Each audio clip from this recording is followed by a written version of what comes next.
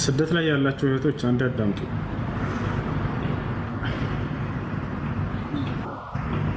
ቤተሰብን መርዳት አለብን። አንደኛ እሱ ነው። ወደ ነቢያችን ሰለላሁ ዐለይሂ ወሰለም ጋር የሆነ ልጅ መጣ፣ ብር አለው። አንቱ የአላህ መልእክተኛ ሆይ አባቴ ገንዘብ እንድሰጠው ይጠይቀኛል፣ የመስጠት ግዴታ አለብኝ ወይ አላቸው። ነቢያችን ሰለላሁ ዐለይሂ ወሰለም ምን አሉት ለዚህ ልጅ? አንተ ወማሉከ ሊአቢክ አሉት።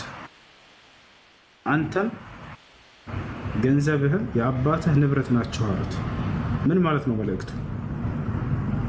የጅቡ ዐለል ኢብን አው ዐለል ወለድ አን ዩዕጢየ ሊዋሊደይሂ ቢቀድር ልሓጃ። ልጆች ለወላጆቻቸው በሚያስፈልጋቸው መጠን ልክ የመስጠት ግዴታ አለባቸው ማለት ነው። ከሚያስፈልጋቸው ውጭስ ላ የዛን ላይ ይሰጡ እና ስለዚህ ለእናታችሁ ለአባታችሁ እና ለወንድም ለእህቶቻችሁ ለእናትና ለአባት ግዴታ ነው። ለእነርሱ በቻላችሁት አቅም መርዳት። ልነግራቸው የፈለግኩ ነገር ምንድን ነው? እሷ የሰራችው ስህተት እናንተ እንዳትሰሩት ነው። እሱ ምንድን ነው?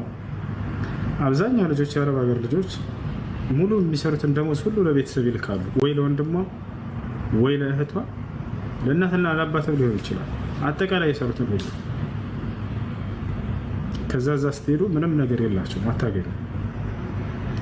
ምናልባት የዛኔ ጠንካራ ካልሆኑ ይጠሽሻሉ ሁሉ። አንዳንዶቹ ራሳቸውን ይስታሉ።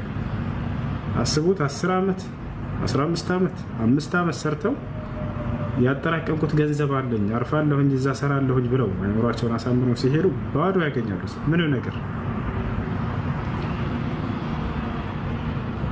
እና ይህ ነገር እንዳይሆን በየወሩ የሚያስፈልጋቸውን መጠን ያክል ላኩ፣ አለቀ። አዎ ወላሂ የሚታመሙ አሉ። በዚህ ምክንያት ታመው ካያችሁ በሌላ በምን ማለት ነው? አብዛኛው በዚህ ነው የሰሩትን። በቃ የሰው ልጅ ወደ ስደት ሲወጣ ጊዜ የተሻለ ህይወትን እኖራለሁኝ ሰርቼ ብሎ ነው አይደል? ሰርቶ ልክ ሲመለስ በሚያርፍበት ሰዓት ምንም ነገር የለህም ሲላት ወንድሟ ወይንም እህቷ ወይንም ቤተሰብ ወይንም አጎት ልጅ ማንም ሊሆን ይችላል። እና ስለዚህ ይህ ነገር እንዳይሆን በቻላችሁት አቅም እርዷቸው። በቻላችሁት አቅም በሚያስፈልጋቸው መጠን ልክ ምናልባት በጥቂቱ 50 ሺህ ብር ብትሰሩ በወር በኢትዮጵያ 10 ሺህ ለቤተሰብ ላኩት፣ 40 ሺህ አስቀምጡት።